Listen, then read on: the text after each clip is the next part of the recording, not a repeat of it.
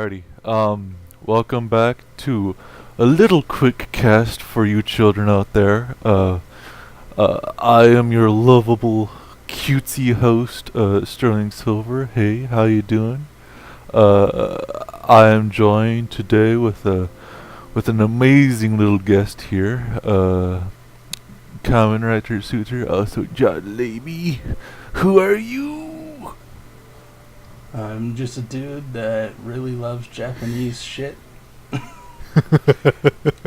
And when it comes to anime, I am quite the, what do you call them? Casuals. But at least you know what story is, right? You should know what that is. Oh yeah, I played Dark Souls before. Oof. Alrighty. So,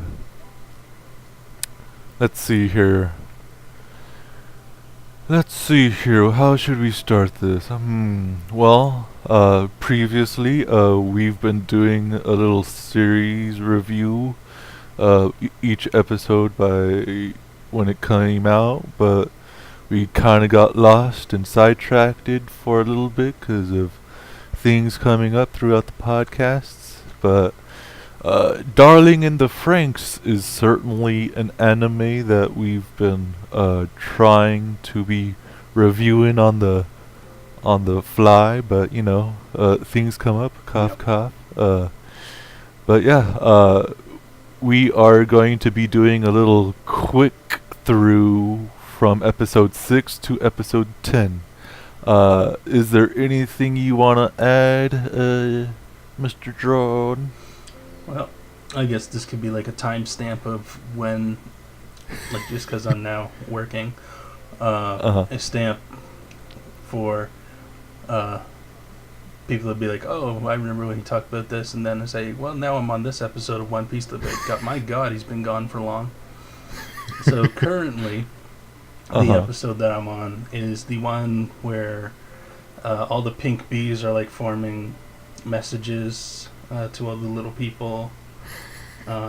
Luffy's making his way up to kick the ass of Doflamingo, and there's like giant nutcrackers standing in their way.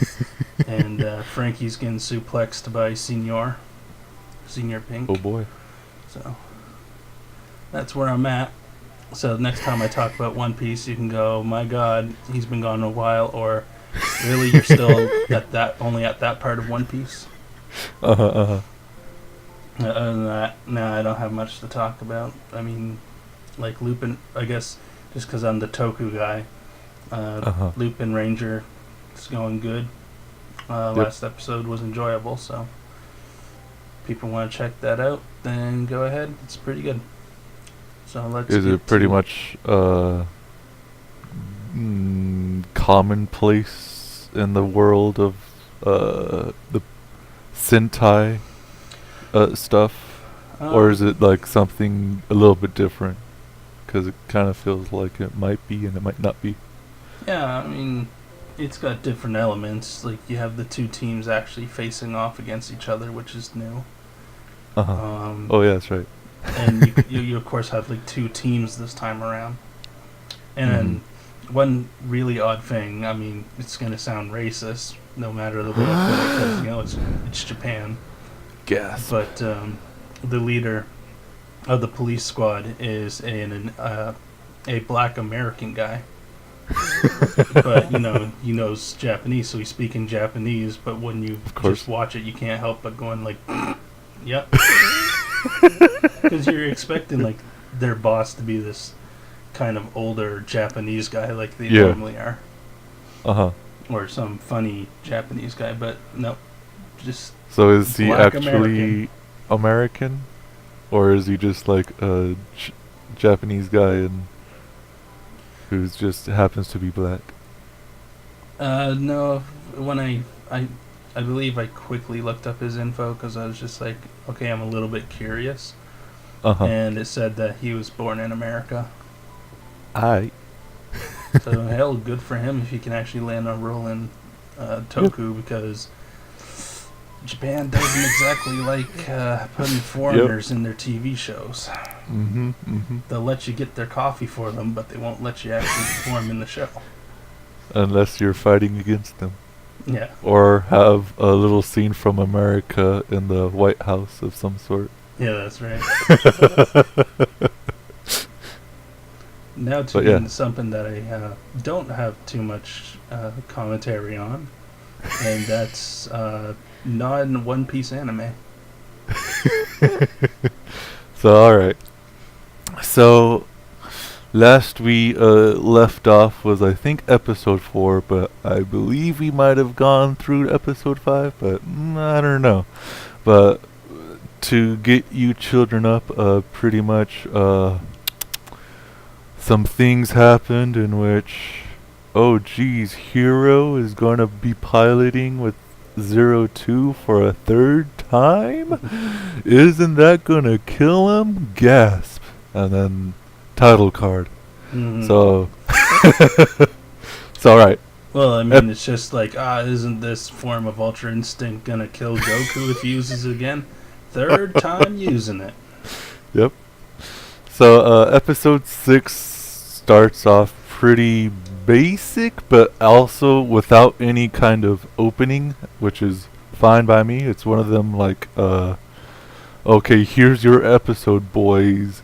Get with it. This is how we're going to be doing it. So a huge Klaxor appears. Everybody's also worried about Hero dying of piloting with 02 because Goro, the guy with glasses, found out about his little quote-unquote disease.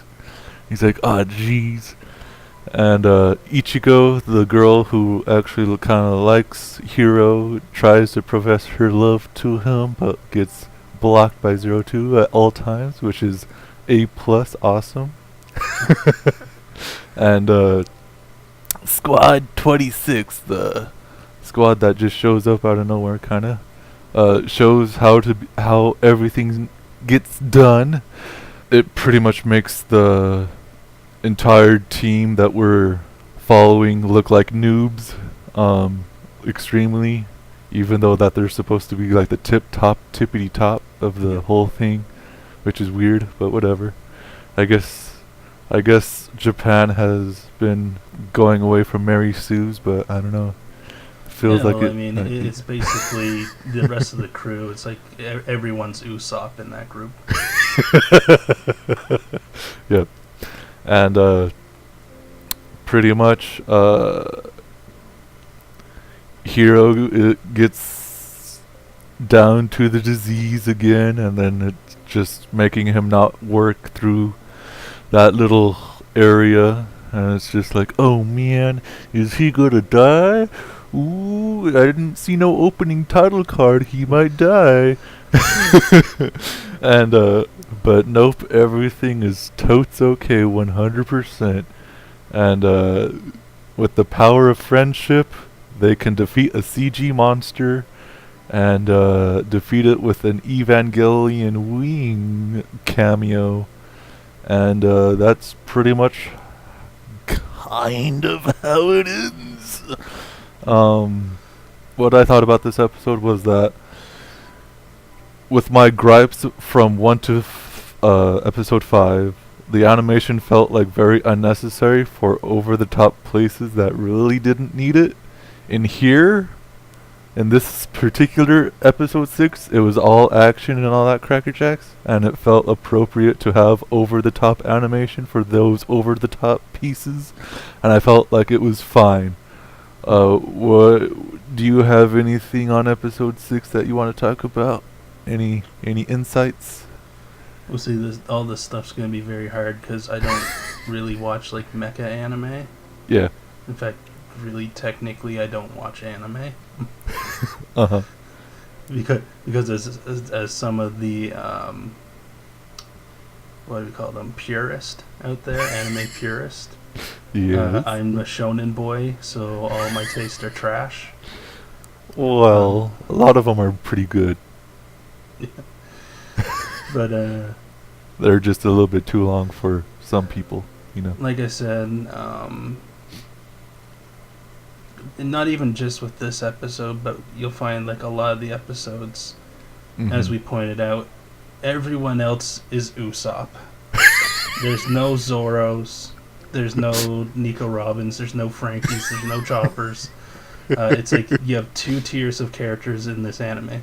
You have Usopp / Nami, or you have Luffy. Yeah. Luffy being hero, which is of course synonymous with hero of the story. Whoa, whoa! Who could have called that? But overall, what would you give this particular episode of 6, where there wasn't any title card opening, nor was there an ending card opening, and there was like a little preview of who are these other kids? I don't know, because what this felt to me was like it's a video game tutorial. Like this episode was just here's an introduction to Super Robo Tyson. You are the pilot. Oh yeah, yeah. And so this, like, because it's your OG and your OC pilot. So everyone else around you, though they look like they have tough robots, it's like they're meant to lose, and then you come in and you're like, I've got this shitty robot, but I'm an amazing pilot. Yep. You know, like the other people have like the Gurren Lagann robots or Code Geass, and then you just come in with like, I don't know, Gundam Seed Gundam or something. And you're like, well, I'm here to save the day, guys, because I'm the protagonist of this. I'm the OC protagonist of the series. Yep. So even like your interactions, they would be, oh man, you're the best. We love you, hero. We're so glad that you're okay. You're now one of us. And I mean, the only one that's really kind of even shown, I mean, I guess Goro kind of had interactions with him before. Yeah. But more on that because they're later, super best friends. Yep. Yeah, because that's like shown later. And then, I mean, Ichigo and his orange hair has a major crush on him. So we have that. But I mean, as I explained to you, Sterling, it's like when you guys started watching this, I think you guys were on episode 4 or something. Yeah. And it's like, okay, we'll watch up to episode 4. No, I just watched episode 4. Yeah. So I don't even know like half the stuff that has gone on since then. I was almost considering just watching episode 6 just to make it funny that way. It's like, oh yeah, I've seen episode 6, but that's it. So all this other stuff would be over the top of my head. I'm just like, really, that happened? Okay. Yeah, that would be really hilarious. Because there's quite a lot of things that will go over some people's heads if they haven't watched it. Like, to rank this, like I said, I don't really have a ranking. I can just say that, to me, it kind of felt like this episode was a fighting tutorial for a Super Robo Tyson game. To me, like, I think this show exudes its quote-unquote brilliance when it's not doing just basic fighting, because, like, there's no really extreme growth of any kind.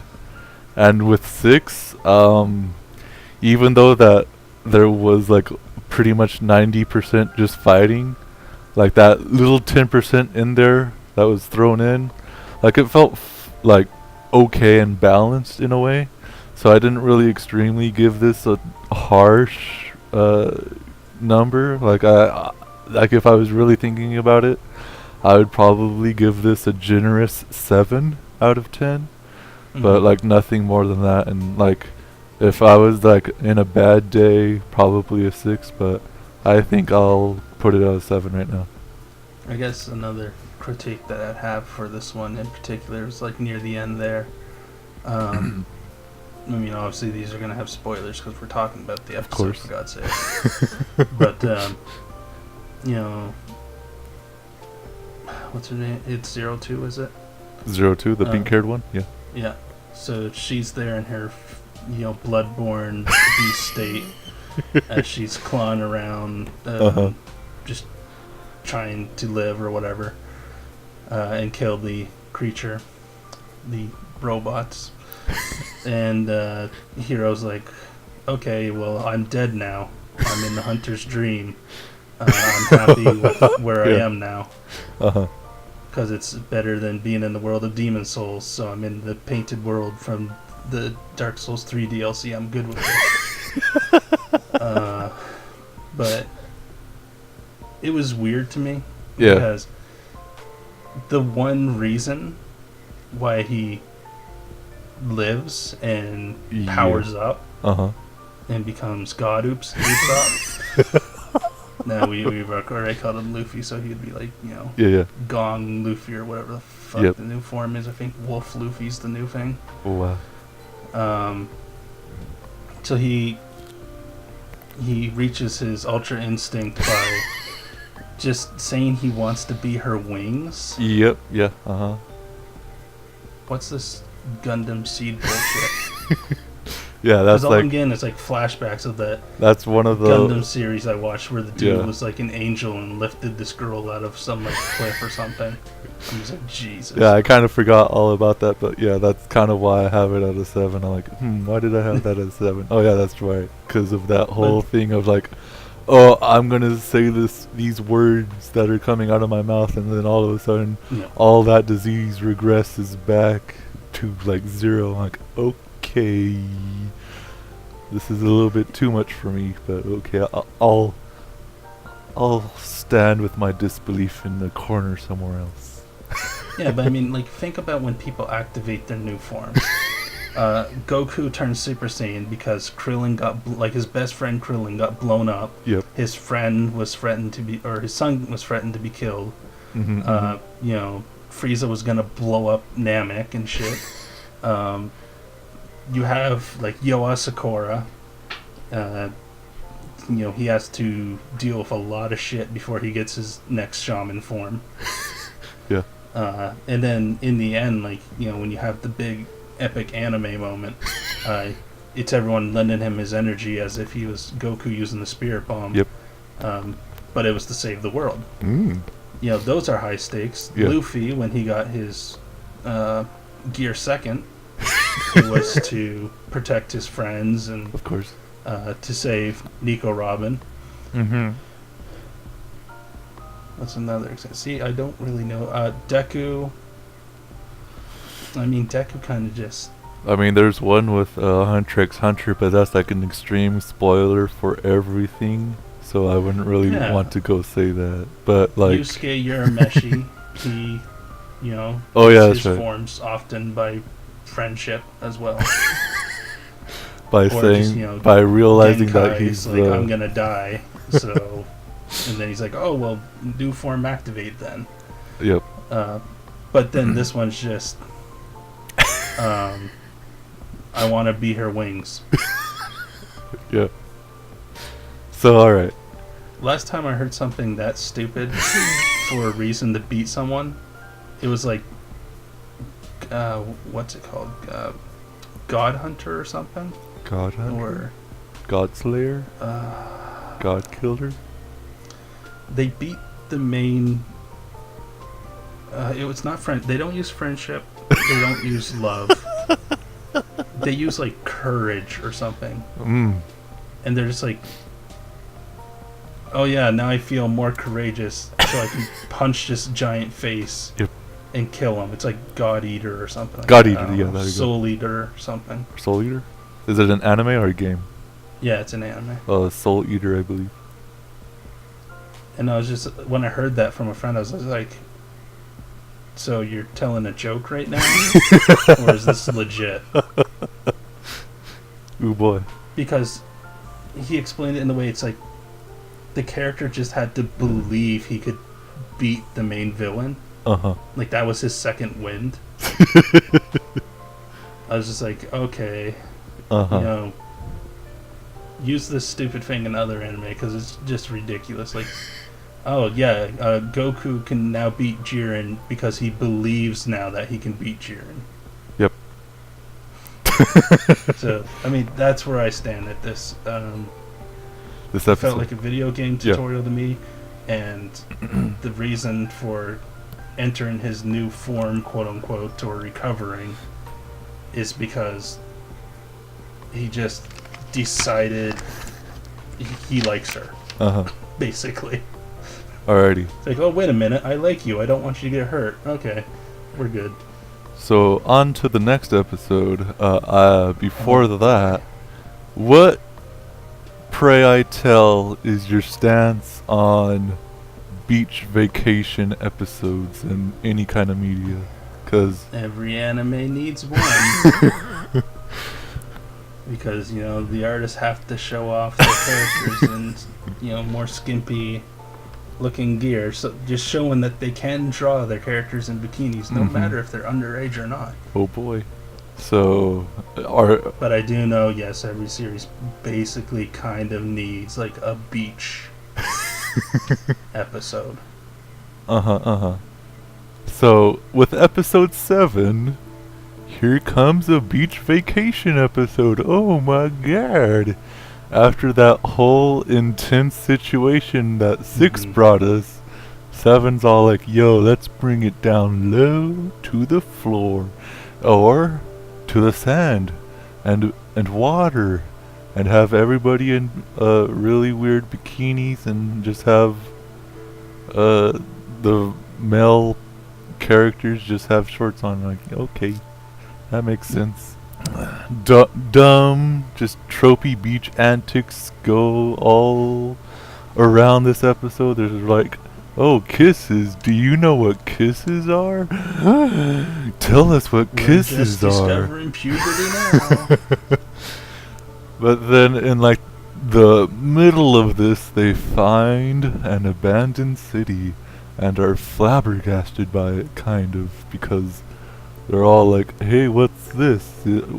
Was this a base for the design in our homes? Ooh. And it's kind of like, okay, we get it. You can go.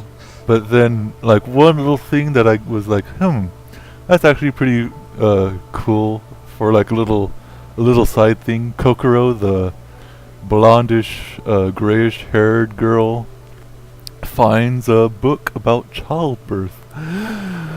Maybe it'll become a huge plot point later. Ooh. I really do hope so, though, because if this keeps on going without like knowing about this kind of stuff, the kind of sexualization, and them not understanding it, I believe that this whole entire series is going towards that direction. But if not, then man, will they ever drop the ball? But hopefully, because this is like the only thing that's going for it. Because like the actiony stuff, I can care less about that. And then overall, this was pretty much like a little bit of a growth of characterizations and like the tropiest of ways, but I think I could forgive it. Like, it's not really that horrible, like as much as the other beach vacation episodes of other anime goes through. But this one just kind of felt a little bit ham-fisted, even though it didn't really go all that extremely like towards the nth degree of some. But any thoughts about this? Yeah, I mean, it's not like a fairy tale beach episode where it's just, here's some tits and ass, enjoy. Oof, that. Like, you might get a few things that's like, oh, zoom in on her butt, zoom in on her chest. But, yeah, it only does that like once. Yeah, pretty much once for every little thing. Like, oh, here's the chest, here's the back, and here's them falling over, and then that's it. You have the guys going like, we like boobies. Yep. So you have that, and then you got the whole kiss thing, which, I mean, it doesn't really bug me that they don't know what it is. Me neither, but it's kind of like... Because I've done Dungeons and Dragons sessions where it's like, I know what a beholder is. as a person. I know that shit can fuck you up. Uh-huh. But does my idiot of a character know what a beholder is? Does he know not to touch this thing? Oh boy. So sometimes I purposely have my characters act stupid. Yeah. Because they don't know what a beholder is. Yep. I, as a player, do. But the characters don't. So this is like the same situation. Mm-hmm. If I was in this world, Yeah. like if I was transported right now into this world, I would know what a kiss Of course. is. I'd be like, really? You guys are excited about kissing? Wait till you get to fucking. Yep. But if I was a character like born in that world and raised the same way they were, then yeah, probably I'd be like, whoa, what's a kiss? Whoa, that's crazy, man. It's only something you do between a special person? Well, how do you That's categorize right. a You special never person? kiss a girl just because you're drunk or anything. Here, let me kiss you. Whoa. Yeah, that was... oof. Yowie for some Oh, boy. fans out there, I guess. Mm-hmm. Then the whole thing there about them finding the town. Yeah. Again, it's like, they were surprised by a town. Mm-hmm. We wouldn't be. Of course so that's not. why for us it's like, oh, okay. But for them it would be like, holy shit, civilization, what the hell is this? We're just used to fighting robots and living in a prison, a mansion. Cough. Yep. So like an overall score or anything of this episode? For a moment I almost called her 2B. Well, you're almost not wrong, kind of. Yeah. So 02 got to have some happiness in this episode. Yeah. So she's starting to develop more as a human character. Uh-huh. But let's see. For a grade, it's like it's a Love Hyena episode. Oh boy. Like maybe less perversion than Yeah, Love Hyena, of course. but it was one of those. Uh-huh. And you got some character development because you also had Hero being welcomed finally into the group. Yeah, as, that's right. Like one of the crew, one of the DK One of crew. us. Uh-huh. For me So I personally, felt it was alright. yeah. I think I'd grade this about either a 6 or a 7. Like it's not the worst, but it's fine as it is. Like it could have been a little bit better, but I think it treated its little quote unquote beach vacation episode as true as it could be for like normal people. Yeah. But yeah, and that's totally fine. I'm always the kind of guy that's just like, oh really, a beach episode? Okay, fine. Prove to me that you need this beach episode, and I think they kind of did. Yeah, it's one of those reasons of like, we've been through a couple episodes of hell, so now we actually get a day off. Yeah. I think some of the tokus that I watch sometimes do this, where they get like one day off, and then it ends up they still battle in the end. Of course. But they're kind of like, we're so used to fighting daily, what the hell is a day off? Yeah. I think even Power Rangers did that at some point, like as an actual episode. They're like, Rita hasn't attacked in a long time. What the hell's going on? Like, we're actually being high school students. It feels weird. And as people put it down, I guess this is what you call a slice of life episode. I think the last slice of life thing I even watched was Animal Crossing the anime. What? That's a thing? That is a thing. Wowzers. You have not lived until you've seen the anime KK Slider. Wow. Okay, I guess I'll have to put that on my list to watch sometime. don't know if there's a dub. I mean, I think there is, but I watched it back when a sub only existed. So it was Japanese KK Slider, which was extra weird for me. Well, don't they? Well, no. Yeah, I was like thinking about like, oh, don't even talk in the game? Like, oh wait, this is an anime, they're supposed to talk though. Yeah. And I don't even know how to put that, but yeah. That was pretty alright. I mean, if you're looking for a great story, it's Animal Crossing. You're not gonna find a great story in Animal Crossing. So here it's like, it's not fair to compare this beach episode to Animal Crossing the anime. So then on to the 8th episode, in which has a really, really horrible beginning, but then makes up for it with what they actually do with it. But here we have dumb tropey anime liquid that only melts clothing that Klaxosaurs have for seemingly no other reason than to set up this entire episode's antics. So pretty much the anime liquid trademark gets onto inside of the robots that they're controlling, and of course, since guys and gals are all controlling like in the same thing, only the girls' attire just gets melt away, and then the boys are all like, "Oh my god!" Ooh. And then the girls get like, "Oh, what the heck are you oohing about?" And then all of a sudden, Hero is like, "Yo, dog, you gonna get showed?" Like, what? And then... Yeah, I mean, let's just call it what it is. It's anime slime. It's hentai slime that gets on the girls. Wow, yeah. And, corroses only their clothes because, when it corrodes the like acid corrode the body as well. And I think that's what Hero pointed out, "Oh my god, your clothes are coming off."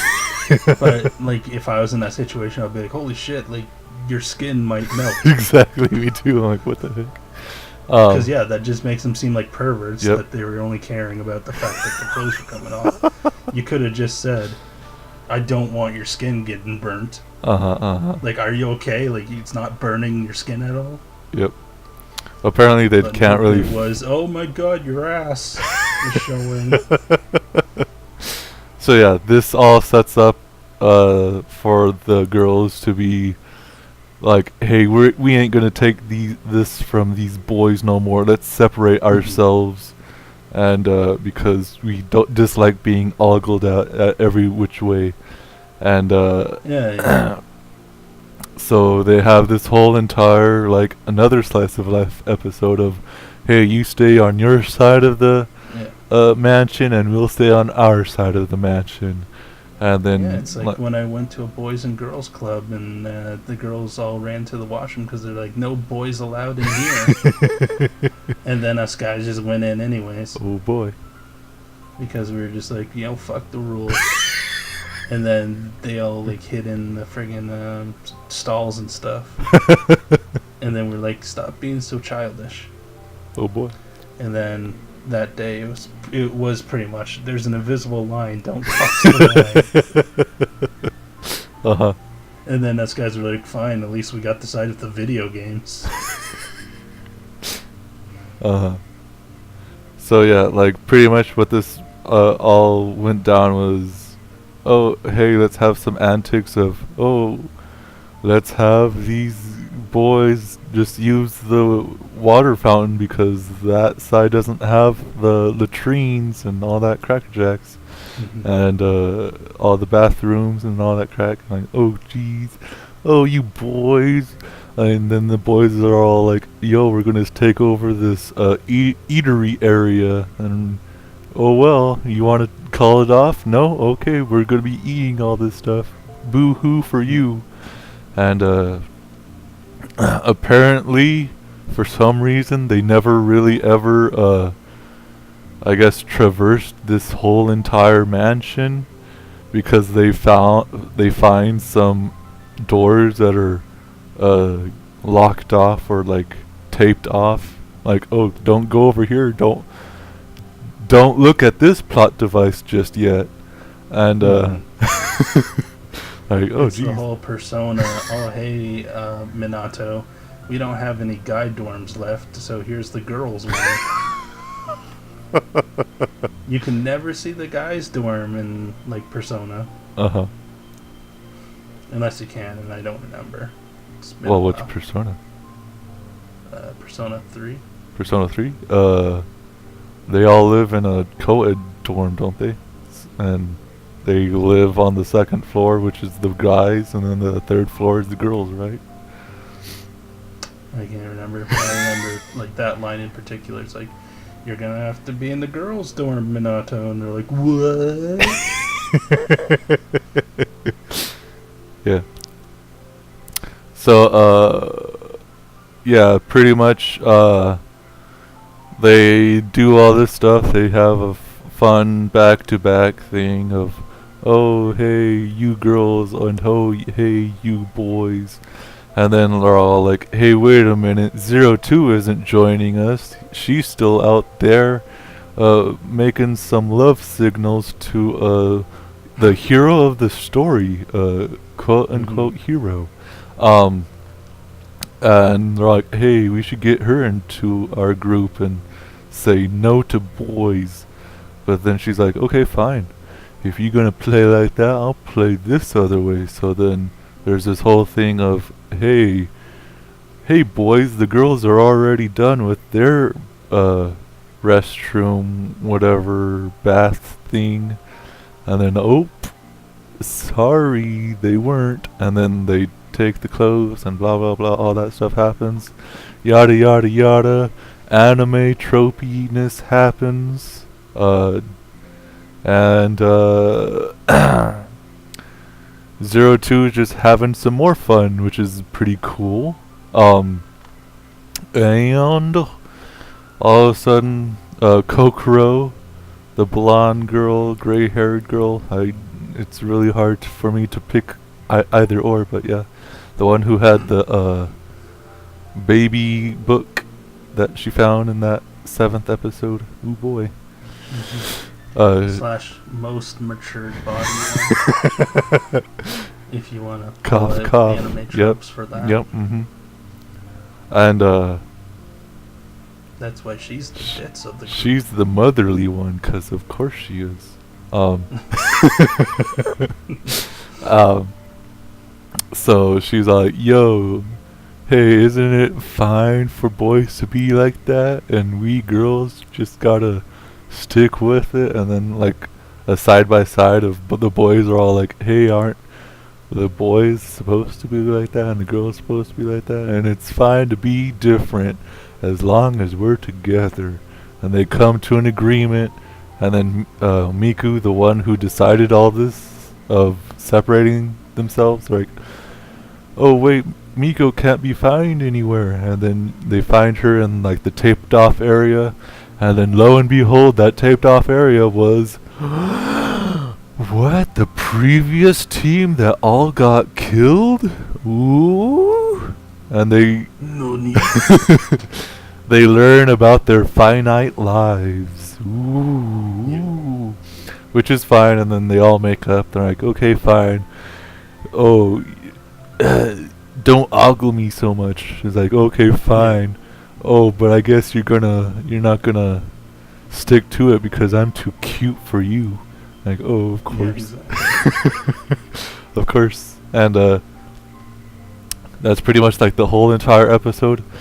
If the beginning of the episode was not that anime liquid / slime thing, I think this whole entire episode would be like pretty much very good in the realm of characterization growth and all that crack, because they learn to live together, even though that with all their differences. But with that one little thing, I'll have to like take it off a notch. But I think it's like around a 6 or a 7. how about you? Are anything that you want to say about this episode? Well, I mean, like even the scientist Frank, he Franxx. says, Yeah. I'm sorry, Franxu, Franxu senpai or sensei. He is like, oh well, they're hitting puberty. Let's just see what happens. Yeah. Because even the two people are like, well, shouldn't we do something about this? Should Yep. we tell them about the birds and the bees or what? He's like, nah, come on, it's science. Yeah. Let's see what these sexually confused children will do in this situation. And I mean, like you said, they didn't need the ooze and the slime thing to go on. Yeah. Because what could have happened is like the guys could have got distracted in this battle because they're too busy staring at the girl's ass or something. Yeah. And that could almost cost them the fight. Then they come back and they say, listen, you guys are way too distracted and it can get us killed. Like, we're getting pissed off with this. We're having enough. We're going to draw this line and say no guys allowed until you guys can get your shit together. It could So it could have been that. Yeah. And been a little better.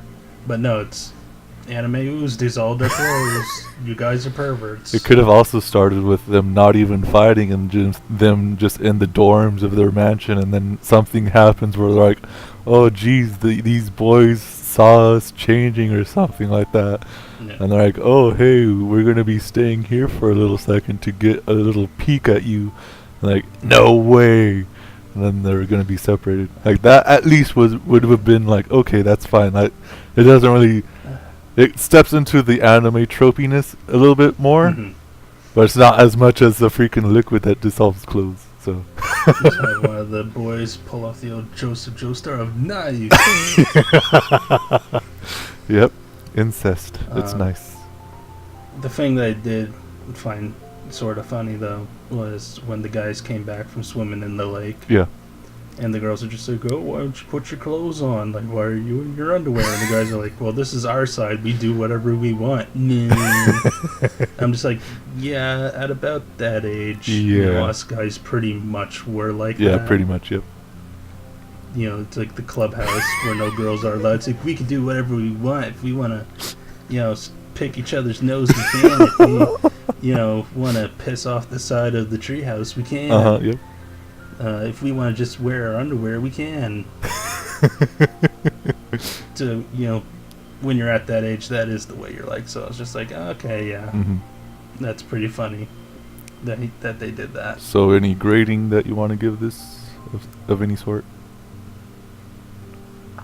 Is this more of a Love Hina stuff, or? Well, I mean, when you see the Baven house part, or is it more of a Tenchi that's Muyo very thing? Love Hina vibes. Which about that is a little funny too, because like we often give Japan a lot of shit when there is the whole, a lot of these shows are perverted. I get it. I have friends from Japan and that, and I've experienced the culture. Of course. They are used, like definitely siblings and that are used to bathe together. Yep. Mm-hmm. Now, often when you have siblings in the West here, you do the same, but only to a certain age. Yes. And then you're like, whoa, hold on there. This is incest. Yeah, But in Japan, they don't really have those boundaries. Yeah. That's why, they have the bathing houses where it's like, you just whip your stuff out, and, like, no guys will, like, laugh at you or, make comments about, your body, because they're just like, oh, man, we're just here to relax. Yeah. And, hell, they're even pretty nice to foreigners as long as you shower before jumping in. Yeah. Mm-hmm. But I mean, it's like a pool. You wouldn't jump into a pool without showering Of first, course. like a public pool. Of course. You don't peer over the side where the girls are. Mm-hmm. However, in Japan, they do have mixed bathing. Of course, yeah. So guys and girls do bathe together between all ages. So, well, maybe not all ages, but you know what I mean. Yeah. It's not uncommon for guys and girls to bathe together. So when you have this thing where they're like, "Oh, you perverts, we're showering and or bathing. How dare you see us naked?" It's like, well, I mean, yeah. Yeah. You know, I've personally kind of dealt with those situations before. You know, I had a girlfriend Yes. who was of that culture, and she had a younger sister, and that's all I can go Okie into dokie. that from there.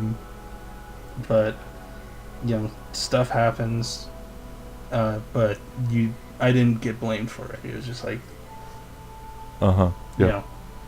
Yeah. You walk into someone, like, even if they're, sometimes us on this side of the world, we sometimes walk in while someone's using the washroom. Yep. Because they forget to lock the door or something. We're not being perverts. We just didn't know. But of course, this was set up because it was, oh hey, we pulled the prank. It was pretty funny. And even Hero says that. He's like, 02, she had a really fun time. Don't be so mad. She feels human now. And then they have the whole let's apologize thing. Yep. Which they even pointed out, we're men, we're supposed to protect women, stuff like that. Which of course, a feminist watching this would be really pissed off at this episode. Yeah. And then the women are like, well, maybe we shouldn't be as hard on the men, as stupid as they are, and as perverted as they are. Because as soon as you're a man, you're labeled a pervert, no matter what. You can be the nicest guy in the world, but you're still a pervert. Oh boy. If you even look at the girl. Yeah. Which, I mean, I can't remember which episode, if it was this episode or not, but it was like, 02 was like, oh, Hero, you've seen me naked. Oh, that was on the beach episode. Yeah, and then he's like, oh yeah, but I can't, look at you in the eye. I was just like, what the fuck is that supposed to mean? It's like, but that also makes me feel like, it's one of those things where girls feel like if you look at them in the eyes, it's automatically lovingly or something. So you're labeled a pervert as soon as you look at a girl in the eyes. I guess according to this anime. So remember this, guys. If you're in an interview and a woman's interviewing you, you're supposed to look at them in the eyes, but you're instantly labeled a pervert by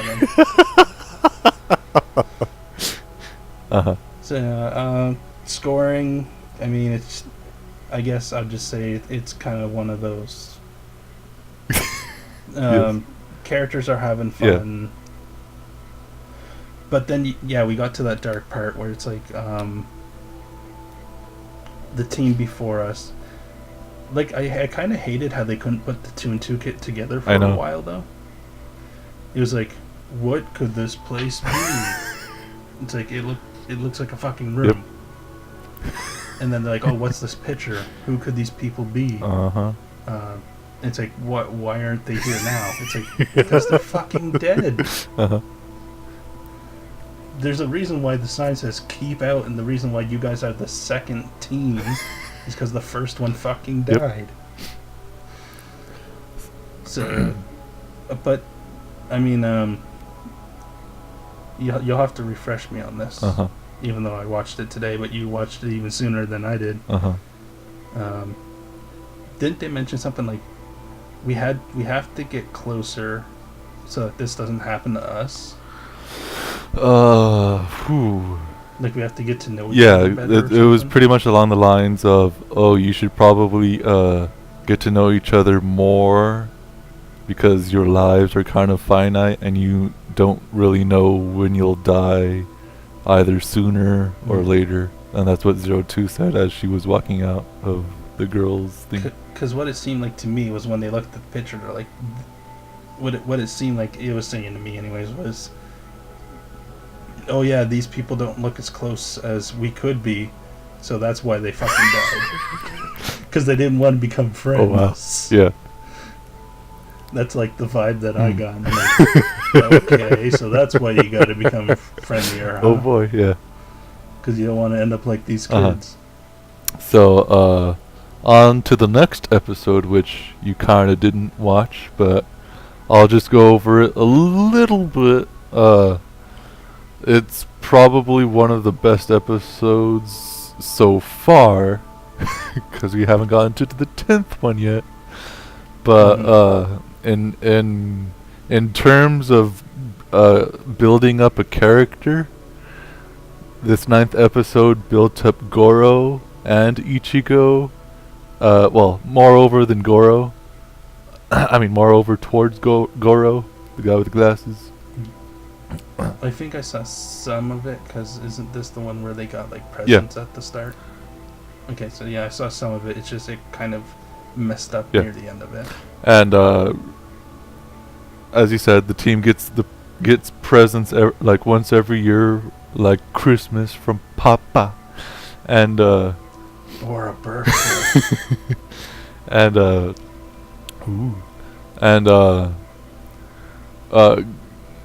Goro is like, oh yeah, it's one of these days, huh?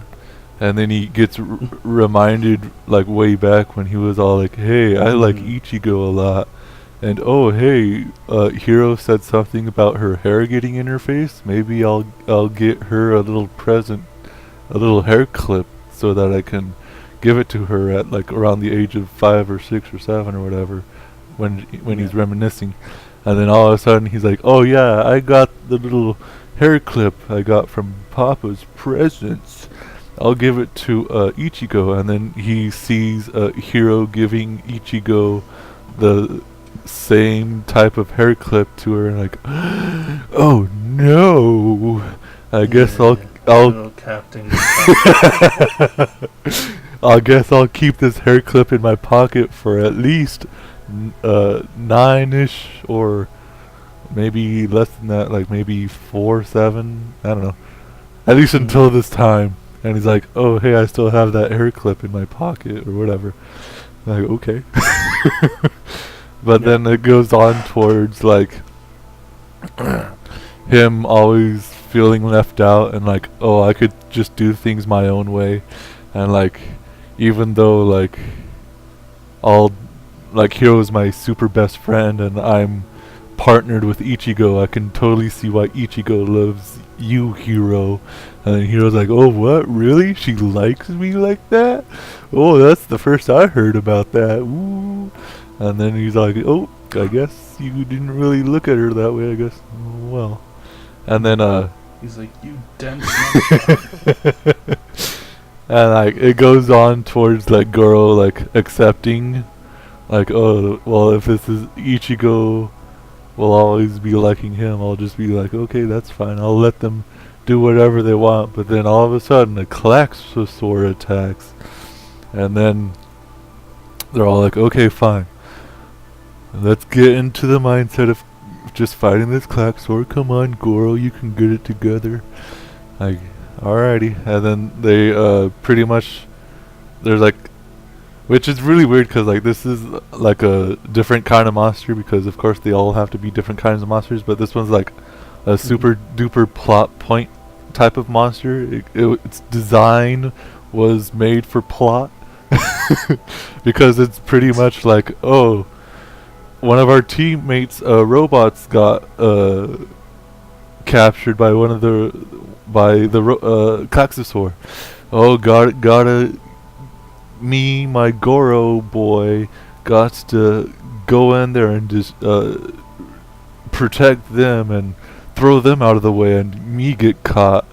And then all of a sudden, like, when he gets caught, he's like, okay, geez Louise, eject Ichigo, I'll be in here. And then like Goro wakes up inside the Klaxosaur, and then everybody's like out of the field already because they were called back because of that happened. And then like they're like, oh, what the heck happened? And I'm like, oh, yeah, Goro saved you, Ichigo. And like, what? How? What? And then like all this thing happens, and then like Goro is inside the robot, inside the Klaxosaur, and it's like getting like one of those like, oh, you're low on power, oh, the air's going out type of deals. And like, oh, it's been 30 minutes, ooh. And then like Ichigo calls him up like, hey, what the heck you doing, boy? Why did you eject me? You know you can't do anything without me. Like that type of like lineage, not really verbatim, but yeah, like pretty much like that. I'm like, ah, whatever, it's fine. Like, oh, me, Ichigo, I'll save you, Goro. Don't you worry. Don't do anything super rash. I know that you might do something rash, Goro. Please don't do it. And then Goro's just like, you know what? That's fine. I'll just leave you on voice chat. Just leave you on hold and just like do whatever I want. So like, hey, I know how to destroy this monster. I'll totally be back, Ichigo. Don't you worry. And then Ichigo doesn't believe him. So then Ichigo goes out with the team. And Goro in his robot is reminiscing still about all that stuff of, oh jeez, all this time I've always been alone, and all this time Ichigo and Hiro always protected me. Like, oh, whatever. This time I'll do it for sure. So like he sets up his robot to self-explode, you know. And then at that little precipice, Ichigo comes in and saves the day. And like, in the way of Ichigo goes inside the Klaxosaur, all of a sudden, super conveniently, she loses her little hair clip. Because of course she does. And she gets inside the robot like, hey Goro, what the heck you trying to do, boy? I'm here to save you now. And then Goro's like, oh geez, really? Okay, I guess I'll survive. Oh shit, I just activated the self-destruct button. No, this is not the time for you to join in. And then they get out, and then in like the very next scene, he's like, oh hey, you lost your hair clip. And then Ichigo is like, oh what, really? Like, oh, here you go. And he gives her his. And then Ichigo, as like the horrible person as she is, like, oh, you found it. Oh, thank you. And then but she's like, no, come on. It was a present from me from way back, but since Hiro already gave you one, I kept on to it. And then Goro professes his love towards her, and then Ichigo is all like flustered and she doesn't know what to say, and then that's the end. Like, wow, really? Okay. But yeah, I mean, it's kind of like what Hiro did to her. Yeah. When Hiro was like, or she said, oh, I really like you as a sibling. And he's like, yeah, I like you as a sibling too. Yeah. You know what the episode title of this was? It's called Triangle Bomb. So, so triangle, get it? Plus, there was also a little plot where it was like, you know, Zhou was like, what's going on here when they all had the gifts? Because, get it, she doesn't have a birthday? Because she's not human? So yeah, overall, I thought that this was like one of like the best growth of characterizations like in all the episodes so far, and I'd give this around an 8 or a 9. All things considered. So on to the final, and we'll keep this one short because I think this one was probably, I don't know, maybe the best one so far, at least in terms of world building and what and giving a little bit of shown light on what things are actually. Like episode 9 as an imagery type thing for me, because that's what I've been doing this whole time. From what it sounds like, it was just when you go to Gold Source in Final Fantasy VII, and you can have the option to date Aerith, date Tifa, or date Yuffie, or isn't there another one? Date the black guy. feel like there was. But yeah. Sorry. I gotta quiet down a little. I guess the people next door to me are sleeping. I didn't notice. So it's like, date Tifa, date Aerith, or date Barrett. Everyone likes the Barrett option. That would have been if Hero was actually good to his best friend. Because we all know he has no interest in Ichigo anyway, so he kinda does. That's why he's like very Cloud-like. Like Cloud kinda likes Tifa. Cloud should only like Tifa because Aerith is a pretty much zero theme, but whatever. Yeah, exactly. And that's how I kind of feel towards like 02 as well. I just I don't care. Yeah. So. Yeah, and then we have the Star Wars award ceremony episode afterwards. Yeah, episode 10. Pretty much, again, I'll say it again, world building to the nth degree, at least as much as you need for like a little thing. I thought this was going to be a little bit more of a character development for, what's his name? Let's see, Zorome, the small kid who a lot of people really dislike. I'll say this right now that as of like episode 10, like I don't really dislike any of the characters. I just feel like they're a little bit tropey, and they're all like in their one-sided, one characterization stuff. At least, I mean, he's kind of the Jaden Yuki. Yeah, and as of right now, they've been growing, and they're like, okay, that's cool. At least most of them aren't one-sided or one-dimensional. And they're at least 2 or 3-dimensional now. Well, some of them are. The glasses girl can be a little bit non-existent at times, but whatever. So yeah, this 10th episode, anything you want to say about it before I get into it? I guess I can give my sense afterwards. Alright. Because you have like the legitimate response. I have this is what I can base it off. Yeah, alright. So, I don't really like go into detail with what I wrote down or whatever. But, basically, the whole team is like battling a Zaxxosaur or whatever. Like, oh hey, these kids are pretty good. And then the ape people are all like, hey, we should probably reward them for no reason at all, but to better chance for upping their performance. And I'm like, oh hey, I know. How about a awards ceremony? Oh, okay. And then they go towards an award ceremony. And they're like, oh hey, we finally get inside the city? What? Hey Zorome, isn't this what you wanted for your entire life? For your entire existence? Don't you want to do this? Like, heck yeah I do. And Zorome and the team go in like, yo dog, thanks. Like, oh really? What? Really? That's it? Alright, let's go back. Oh what? Okay, fine. And then Zorome is like, okay, let's walk back. I'm like, okay. And then all of a sudden he finds an elevator that works on its own for some reason.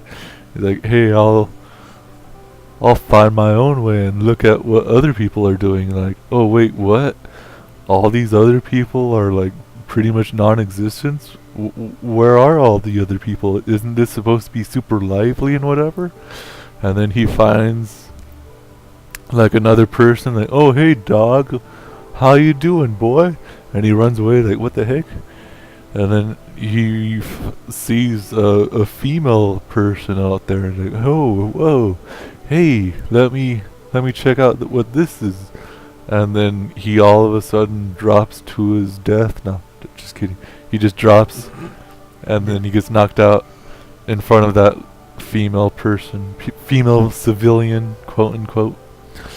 And pretty much he is taken inside and is treated for his wound that he got on his arm or leg. I forget which one. Like, really? Turns out she was naked. And pretty much he's like, whoa, hey, I have a whole lot of questions for you. Let's start this world building talk right the Hello Kitty now. So then all this world building talk goes through. Apparently happiness is something that you can get through a huge Yeah, her husband was involved. Yep, he was doing them Ugandan knuckles memes. He was getting super happy. He's like, oh man, this is so happy. He found a couple of traps, put a big smile on his face. And pretty much they live in an existence of really not talking to each other. They live with another partner, but they don't really communicate with each other. They just use them as, well, what I pretty much got out of it was, even though that they didn't really say it, they kind of use them as like baby maker kind of things, but it didn't really feel that way extremely, but it was like kind of hinted at. And like pretty much you do your own thing, and you do my, and I'll do my thing, and their lives pretty much don't really coincide with each other except for living together and I guess quote unquote making babies, kind of. I don't know. Something along those lines. Except that they were kind of like old aged, except maybe they're just like tired because of just like being like over like with the quote unquote drugs and mental stabilities and all that stuff of just being like simulated and stimulated and all that stuff. She mentioned that she doesn't really need them. Oh yeah, that's right. And like even talking to someone for a certain amount of time exhausted Yep. her. And pretty much Zorome is like, oh wow, this is the place that I actually wanted to be in this whole time, and it's really like actually lifeless. I was like, hey, wait, don't you guys like, you know, like communicate with each other and all this stuff? Like, I communicate with my partner, even though that she's kind of a ditzy kind of girl and always gets on my nerves. But and like, oh really? Then you should change your partner. Like, wait, no, I'm pretty much like the only person who can get along with her, and I can deal with her, and I pretty much really like it no other way. And then all this stuff, and like, oh wow, that's pretty neat. I can never understand that, but okay. And then he's like, oh wow, jeez Louise, is this what I want?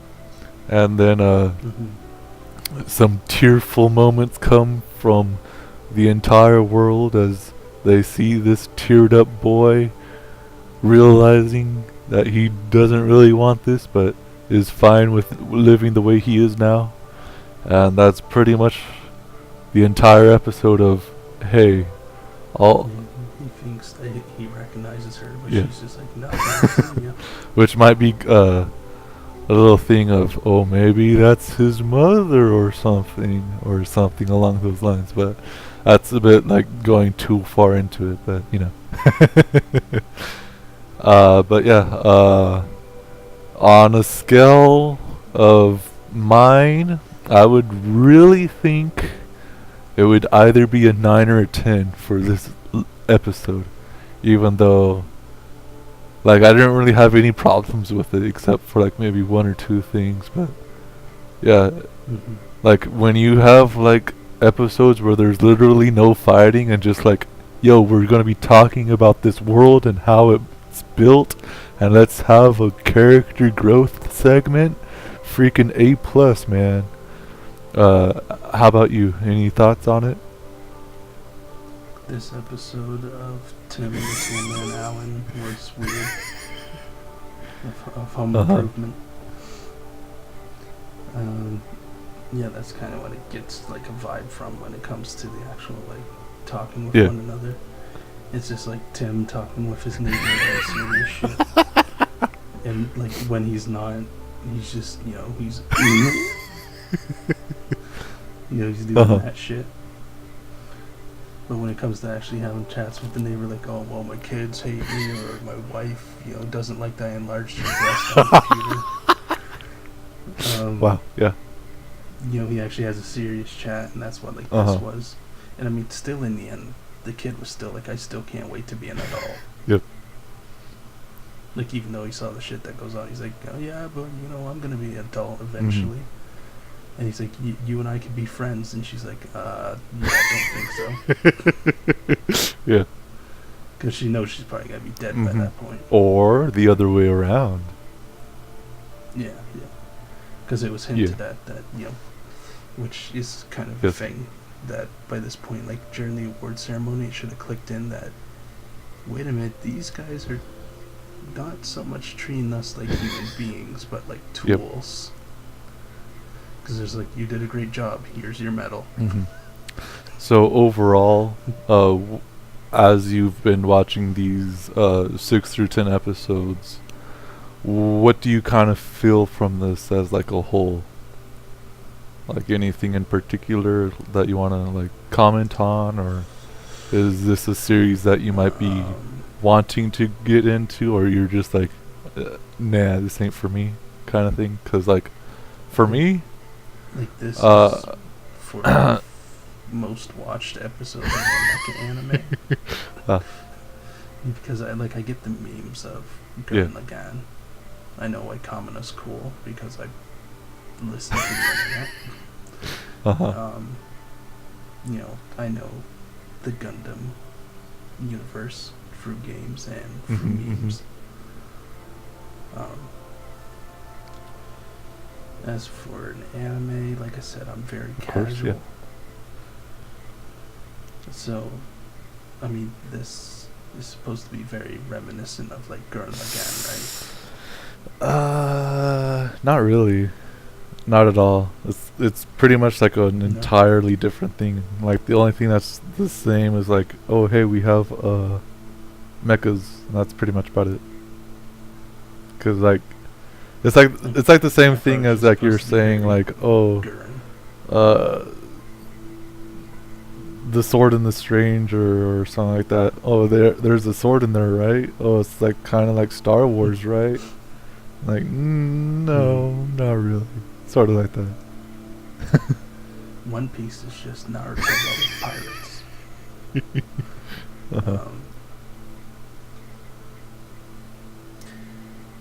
I don't know if like if I wasn't doing this for like a review type of thing, I would watch it on my own. But that's because it's like I have One Piece that has like 800 so episodes. I still haven't watched Naruto Shippuden. That's fine. All the way. Yu Yu Hakusho, I still need to watch that completely. Do you though? I was told to. Okay. And I feel it's a good enough anime too. Like there's a bunch of stuff that I could be watching that I'm not watching. Like Gurren Lagann, I could be watching that, but I'm not.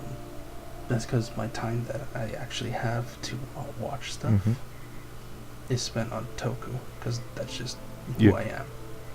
That's what I prefer. So when it comes to anime, it's like I get to watch maybe 3 episodes of One Piece a night. Yeah. If I'm lucky. But I wouldn't say that this is bad. I would say like if you like mecha, then go ahead. If you feel that it's going to be too perverted, trust me, there's a lot more perverted animes out there. There's definitely is. That you can be watching. Or hating, in this case. So yeah, I don't really have too much to say. Like, this is kind of more Yeah. your thing. Well, as of right now, since I've watched 1 through 10, like the first few episodes, and even up until like probably 8 or 9, like even 10, like I wouldn't really even like call this like an extremely recommendable anime, like at all, like because it goes towards like some of the most tropiest stuff one could ever do in an anime, and it's coming from a studio who have done things better than this, and have like kind of like flipped the switch on some tropes, but even like keeping towards like tropes of like Kill la Kill, like, oh hey, all these give me clothing, oh wait, no, it's actually like a super important detail, and it's like contextualized and stuff like that, like super hard. And then Little Witch Academia is like, oh hey, here's this Little Witch thing of an anime, oh we have so much of that stuff, but hey, what's this? All this different fun girly stuff and just pure fun, oh wow, that's cool. And so on and so forth. And but this here, I feel like it'll get to a point where it gets good, and like right now it does feel like it is. It's like driving up towards that place, but still right now, even with like 9 and 10 being like the best episodes so far, that has something to really say about from freaking 1 to 8, because those episodes are kind of like, yeah, I watched them, but were they really watchable though? Like, would I have actually, like, if I was a person who didn't really do reviews and I was just like, hey, you know what? Hey, there's something on TV, and oh hey, Darling in the Franxx. Oh, and it all of a sudden started on episode 1. Like like probably if somebody recommended it to me as well, like, okay, I'll stick with it until like the 3rd episode. Like by 1 and 2, I'd be like, you know what, this ain't for me. Yeah. But And I'm something that it also seems to be doing, like you've kind of pointed out in the talk that we've been having so far. There's a lot of action scenes in it, but I can't really think of a memorable fight. Yeah. Like, at least in One Piece, Naruto, hell, even Bleach, as horrible as that anime is, there's memorable fights. There's fights that you say, oh, I love the fight between like, Luffy and Don Flamingo, Naruto and Orochimaru, Bleach against Bleach. But just because, like I said, I watched 3 episodes and fell asleep. But this, it's like, I remember that robot that fought the robot. Yeah. I also think that the designs of the Klaxosaurs are probably the most boring I've ever seen from anything, as a point of view of, oh, here's the big, huge, bad enemies that you're supposed to be afraid of. And they're super just like, wow, you really didn't have time to really design an actual cool looking thing. But yeah. A cube. But yeah, I totally agree with you. Like, almost like all the fight scenes so far have all been horrible. Like, not from an animation standpoint. Like, an animation standpoint, it's all pretty much fantastic. Like, good job, Trigger. Like, claps to you. But there's something about having a fight scene that has depth to it, and of that can look horrible, like Hunter x Hunter.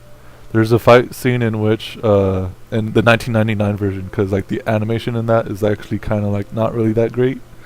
There's a fight scene with like one of the biggest baddies and like against the main character, and that fight is like the most memorable thing you can ever memorize, because it's like so much depth and there's so much things hanging on it, and you're all like, oh my Yeah. god, that was an awesome fight. But the animation was just like kind of like a Pokemon battle.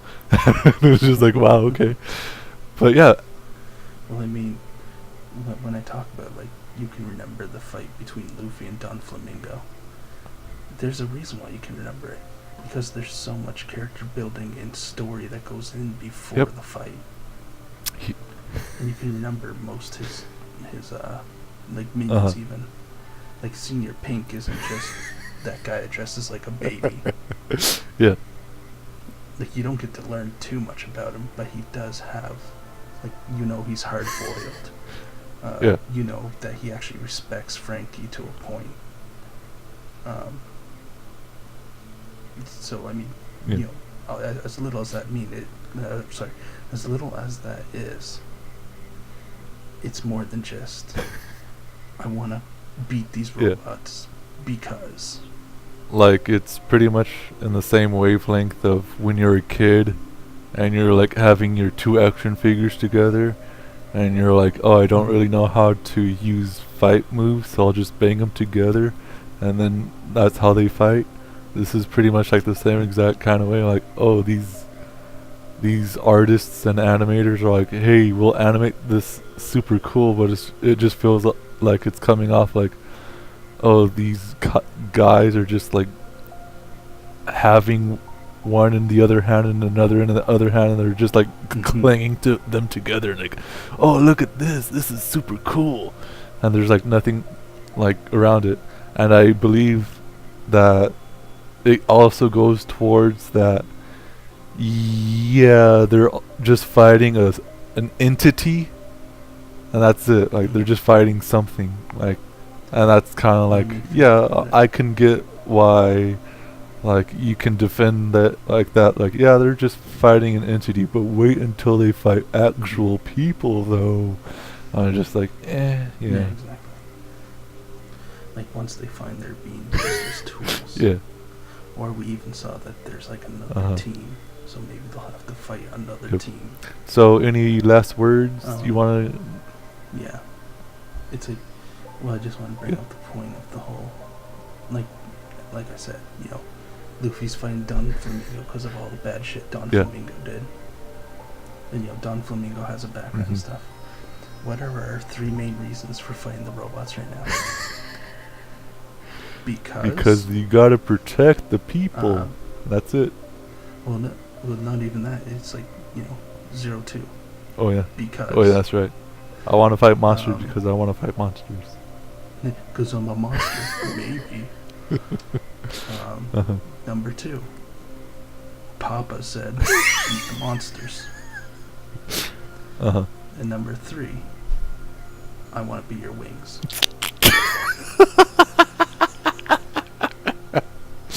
That's it. That's what we get for motivation. Oh boy. So yeah, as the last thing that I would say about this is that at least these animators are getting their work done. That's all I can say. At least these animators, it feels to me that these animators like what they're doing. That's all I can really say.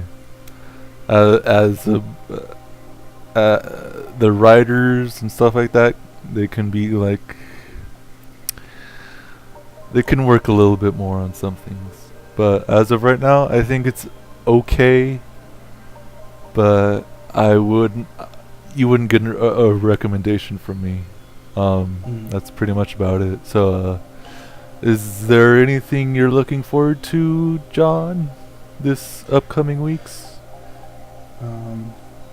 Hopefully buying a new computer. Uh-huh. And I really want to buy Monster Hunter World. It's really good. Yep. So hopefully Uh-huh. I can get my hands on it. But computer comes first. Alrighty.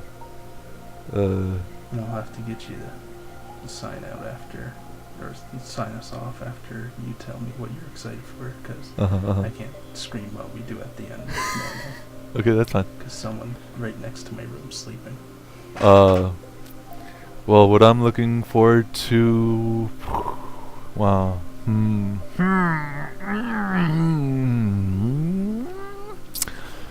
I guess finishing off Zatch Bell, aka the purest shonen ever, and finishing off some Digimon stuff since I made one of the first reviews of it yesterday, and there's quite a lot of tins in that anime series that I was not to know of, but wowzers, man, that's a really good show that unfortunately Saban and his crew that localizes it butchers it up all to heck, and it's really, really sad that the English version is just unlistenable, even with like, cause you'll get lines like an English subtitle of a Japanese voice is like, oh, we have to go over here and do this thing, and an English voice actor goes, hey kids, what's a happening, y'all? We're going over here because I'll be doing a joke every line in between this one. Boy. I mean, we can kind of thank 4Kids for that. Yeah.